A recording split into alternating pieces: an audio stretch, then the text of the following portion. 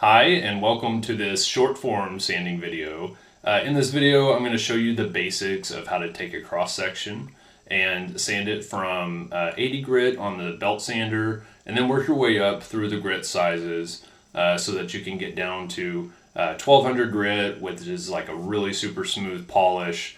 Then take that cross section that's already prepped, put it on the scanner, and be able to scan it into your computer so that then you can use different tree ring measurement software and analysis programs to do your tree ring science. I hope you enjoy this video. After watching it, you should be able to do all of this yourself and share all the tree ring good stuff that you're going to have with the rest of us. So happy sanding, and talk to you later. Bye.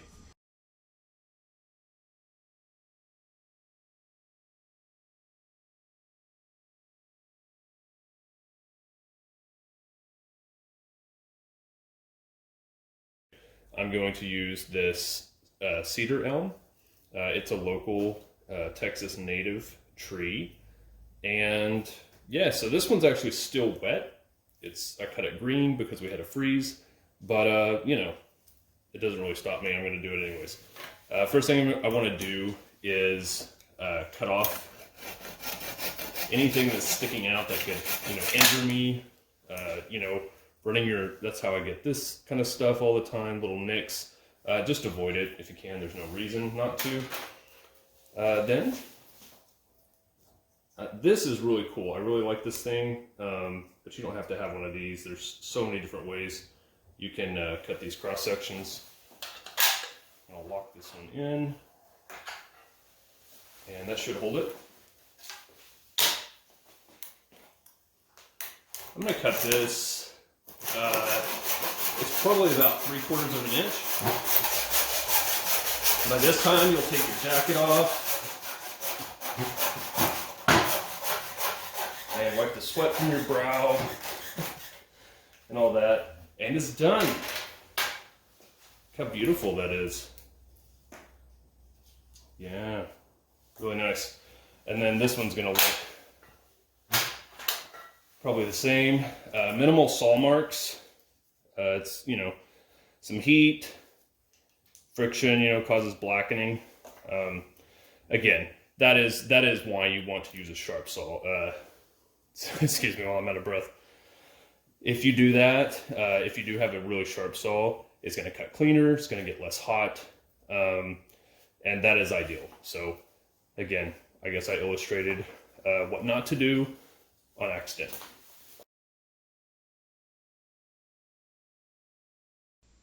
Okay, so we have now cut, and presumably we would have sanded the cookie, and it is time to scan it in. So the software I use is Epson Scan. It just comes with the home scanner, the home office style scanner that I have. If you have other software, that's great. The more industrial or commercial scanners, the more expensive ones, they're going to have different software, and you can get open source or paid software, whatever your selection is, that's fine. This is what I use. So I leave these here alone. The image type, most of my scans are in color because I pay for a lot of storage space, because color images take up a lot of storage. Black and white is better if you're, limited on how much you can store on your computer or cloud, whatever you're using. Resolution, I do 2400 for most, and again, that is going to dictate, the size of the image and what you're, willing to do, and how much you have to process is in terms of time. The larger the image, the higher the DPI, the longer it's going to take. Okay, that was a lot to basically just say, do your settings, and then put the cookie on the scanner, and when you're satisfied, click scan. Okay, now that we have the settings adjusted as we want them, we're going to go over here to the scanner. And this is just a really simple home office scanner you can get. And just make sure you have it on the side that you want to scan, the fresh one that you've sanded, or in this case, just cut. The screen usually needs to be cleaned off. I'm not too worried about it right now for this application. And once it's on there, it doesn't matter where you put it because you can always crop the photo later. And we're going to go back to the computer and hit scan. Okay, so now that you've got the cookie on the scanner, it's time to click scan. And it's going to pull up the file save settings options. You can choose the location. Mine's going to pictures. I'm going to change the prefix here. Just for simplicity, I'm just saying cedar elm. And if you have a bunch to do in a series, maybe you have 20 different Douglas fir for, you know, cores or something that you're going to do, you know, one right after the other. This is kind of nice because it just keeps on upping the number, you know, for your sequential cores. Okay, so I'm storing this as a JPEG, and I'm just going to click OK because I'm satisfied. And it gives me this warning. Yeah, it's a high resolution, it's a big image, it's going to take a long time. I'm okay with that. Click OK. And I'm not sure if you can hear the scanner in the background. It's kind of loud. It takes a bit of time, and it doesn't take 38 minutes. That's going to drastically decrease here in just a bit. It really takes probably 3 or 4 minutes for mine.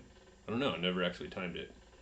But once that's done, I'll pull up the image.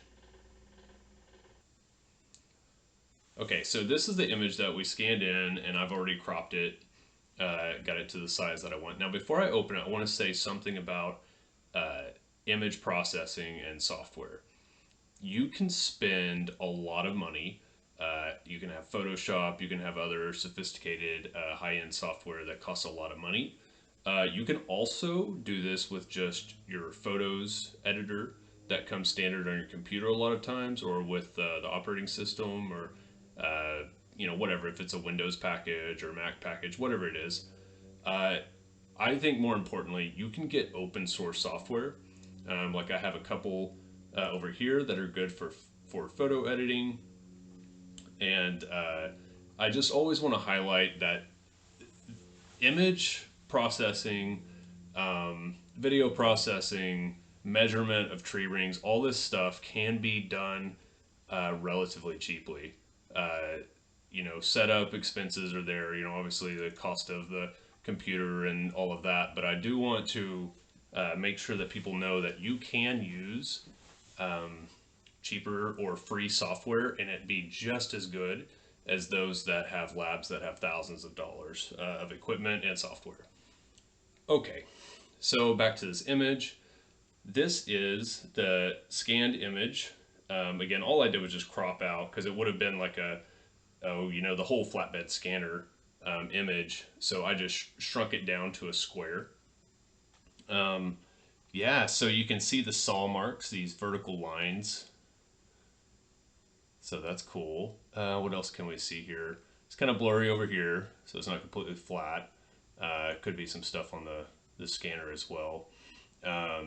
You always want to, you know, really clean off your scanning bed. I did not. There's, you know, like hair or some dust, some stuff from the cookie itself when I put it on. So again, you also have to be careful when you put it on. Be gentle. Yeah, so this isn't sanded, so we still got the saw marks. There's some cool things you can see. The annual growth of this branch, and this branch right here that's growing out from the pith. There's the pith. You've got some circular rings, and they kind of start to get elliptical, and then they're growing kind of funky right here around what may have been a second stem or possible branch. I'm not real sure. I'm just kind of talking on the fly. Anyways, there's really not a lot to say right now except this is what it looks like right after you cut it. And again, remember, this is a green stem. It will look a lot different in terms of, you know, it'll be lighter or darker depending on the species between dry and wet wood or greenwood. But anyways, just wanted to show you this sequence of events from cutting and then different sanding steps. So again, this is a freshly cut stem.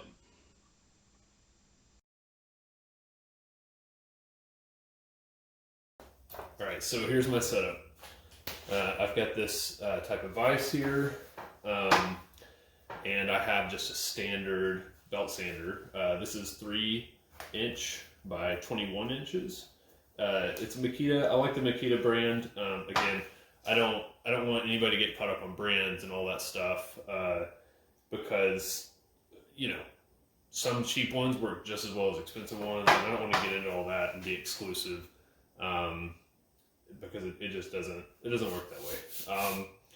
What really matters to me is I like having a flat top, and that's why I like Makita brand. Is because of this flat top. I can set it down and clamp it. You can have this on like a table, and you can put a clamp here. Do I have one handy? I do, kind of.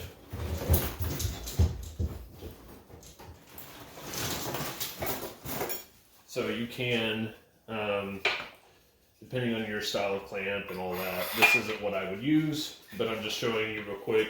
You know, you can clamp it down here. So anyways, that is an option. Sorry, that's a really bad tutorial of showing you how to clamp something. Anyways, I like this because I can set it right in here, and as long as I don't clamp it too tight, because you don't want to, you know, damage the thing. There we go, I've got it in. And so if you have like a benchtop belt sander, that's fantastic. Those are great. Again, they're a little expensive, more expensive than just having a belt sander.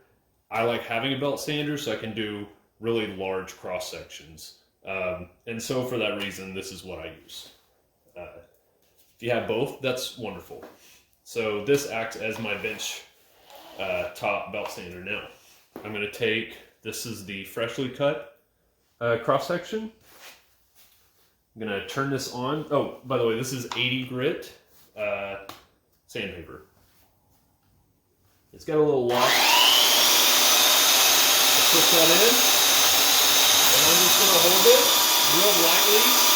I'm not putting a lot of pressure. I'm letting the sandpaper do the work. All right. Yeah, I think that's gonna do it, because that's gonna do it. This looks really nice. God, you know, you just never know what wood's gonna look like. Even you know, within the same species, you just, each piece is very different. The growth patterns are very different. Yeah, that's really cool. What a special tree. So something that I meant to talk about earlier, but I forgot whenever we were belt sanding, is this gum eraser, belt eraser, scrubber. I'm sure it has way more names than I can think of. But bottom line is you can get these through like dendro or forestry specific sites or stores. I wouldn't. what I was, at least from the places that I've seen, the reason is that you can get these from like big box home improvement stores, and they're way cheaper. You get like these, you know, massive block, and it only costs you like a couple bucks, $2 to $5, whatever, for a big one. And this, I don't even know how long this has lasted. The more resinous woods you do, if you do a lot of pines, in fact, I'll show you the difference real quick. This was a Scotch pine that I got the same day that I got this one. So cedar here and Scotch pine here. You can see all this kind of, well, I don't even know if you can tell, but it's real gummy. It's got lots of resin coming out of the resin canals.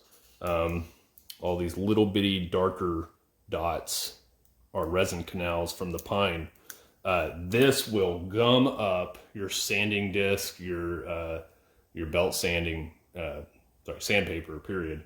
It will gum it up really bad, and you have to have these to remove it. And you just put really light pressure on the belt as it's spinning. and it just erases it. It pulls it off. It sticks onto this instead. So yeah, get these. You have to have these. You need them for any woods typically, but anything that's got a lot of oils or resins, definitely need these. And you may go through these a lot faster than I do if that's the case. Again, I don't do much with gymnosperms as much as I do with angiosperms. So there you go. That's that bit. Okay, it's time to put the belt sander away, and now it's time to go for the random orbital sander. Depending on the species, you may want to dial down the speed so that you reduce the heat, and therefore you reduce the black marking, like I did with the saw when I was using a dull saw. I typically run it somewhere around a 4. Variable speed are really nice for that reason. You can get them, I think it's like maybe $10, $15, $20 cheaper to not have the variable speed. It is worth it to have the variable speed. This is one thing where I'll say, you know, I'd rather go down in quality of the sander and have variable speed than to have a nicer sander without. Having said that, this DeWalt, Bosch is a tool that I've used a lot. I mean, I use these things for a long time, and I put them, I also do woodworking. I don't have to change out these things. These things last years, in my experience anyways. So, okay, having said all of that, let's get to work. So, I belt sanded with the 80. Typically I do 80, right after belt sanding. I do 80 grit random orbital sander. This green wood, I say that, I don't know why, for whatever reason, this is so clean.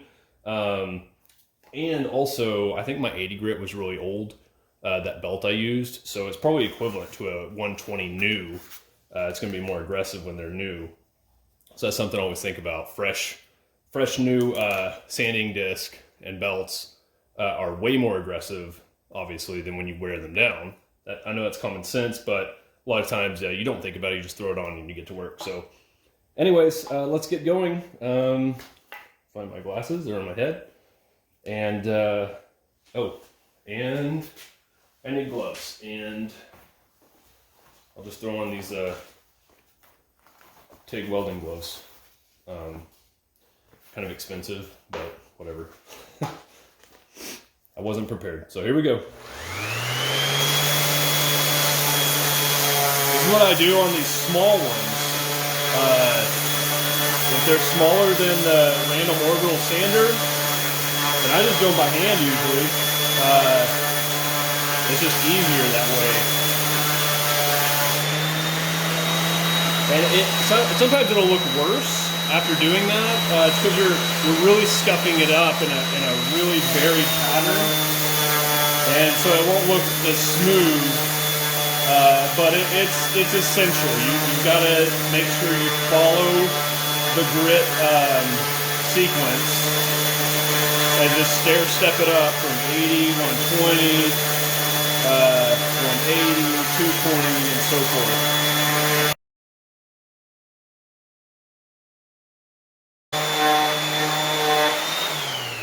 Oh man, nothing better. God, that's so nice. Okay. Let's unlock this. Little hand polish here. Okay. Wow. Pretty nice, huh? Yeah, it is. You know, one thing that's interesting, and we'll really see this on the scans, is how much lighter these little branch lines are. And yeah, why do you think that is? Because we sanded it. Pretty cool, huh? I didn't even think about it, and I do this all the time. But yeah, you know, it looked really nice, and I was pretty excited about seeing those. However, let me grab the whole piece.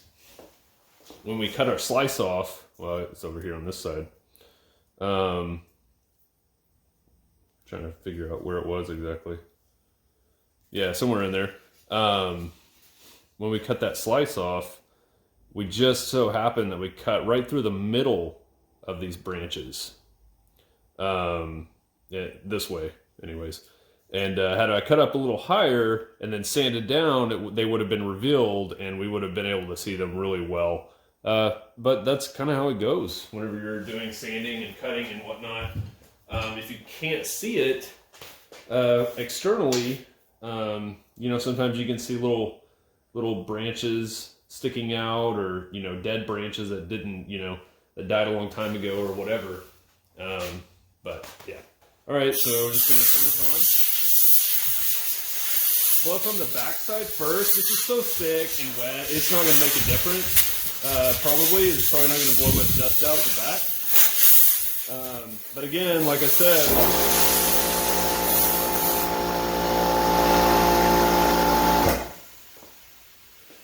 some species, the air will go right through and blow the dust right out the other side. Okay, so I'm going to blow off the surface, blow off the bark. Lots of dust gets in the crevices of the bark. So you definitely want to do that. It's already starting to split a little bit, starting to check on the sides. Okay, I think I got about as clean as I'm going to get with this. Doesn't mean I'm going to stop, but it means it's done. Okay. All right, so we've got all the sanding done. Also, I've blown it off with the air compressor, so it's, you know, relatively dust-free. But, however, there still are some dust particles. There still is going to be some stuff hanging on inside the cells, or just right along the cells, that, you know, you may not see. But once you get under the microscope, or once you scan it in a really high resolution, it's going to make a big difference. So, first, I want to give a shout out to Britta Lorentzen, Dr. Britta Lorentzen, out of Cornell. She does amazing dendro work and dendroarchaeological work. But anyways, specifically today, I just want to point out something that I saw her post on Twitter one time. Was she used a Dremel tool, and this one's super dirty now. But anyway, she used a Dremel tool on a core. And it was amazing seeing the before after of how clean it was. And, you know, I just always thought, oh, you sand it to 1200, it's, you know, it's done. Well, it's smooth, and the ring boundaries are pretty easy to see, but man, it looks so much better whenever you polish it or you buff it. So basically, you know, you buy one of these Dremel, and it doesn't matter what one, it doesn't have to be Dremel. I know like Black & Decker, or, you know, some of the you know, more generic brands as well make these, and they're more affordable. But in any case, it doesn't have to be high duty. Just get a buffing wheel on it. This works really well for a core. It's really almost the right width. And so you just run it back and forth when it's on, like this. Okay, now, this is not what I typically use on a cross section, unless they're really small ones. Typically, I use a drill, and I'll put this attachment right here. It's just a backer pad, and you put it into a drill, and, well, I didn't tighten it down very well. I promise I've used this before. I do not have actually, I had to buy a new one of these because I've misplaced it. So, yeah, that wasn't good. But in any case, basically it's hook and loop, and you can get a buffer pad for this. For large cross section, it works really well. I'm not doing this on this quickie. Buffs it out really well. And by buffing, I just mean it collects dust. It'll start off really white, and it'll be kind of like a light brown color by the time you get all the dust off. It's pretty amazing. Doesn't take long to do. However, since I've yet to buy the pad for that, the new one that I misplaced, I'll just use this Dremel. Okay, I need to be done. So that's it. From there, I'm gonna go straight to the scanner, scan it in, and hope I don't drop it or get dirt on it.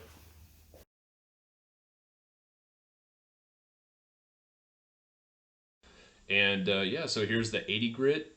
Um, this is what we started with after we did our initial belt sanding. So this was after the belt sander. You can see the sanding lines in it still. And this is 1200. And, you know, again, this was green, so came out really good and smooth. And, you know, if you have had experience in cutting dry wood, then you're going to know that it usually doesn't end up, it doesn't come out like this. It's more choppy and you've got lots of deep lines cut into it. So, anyways, yeah, that's what we did it and today, and it turned out really nice.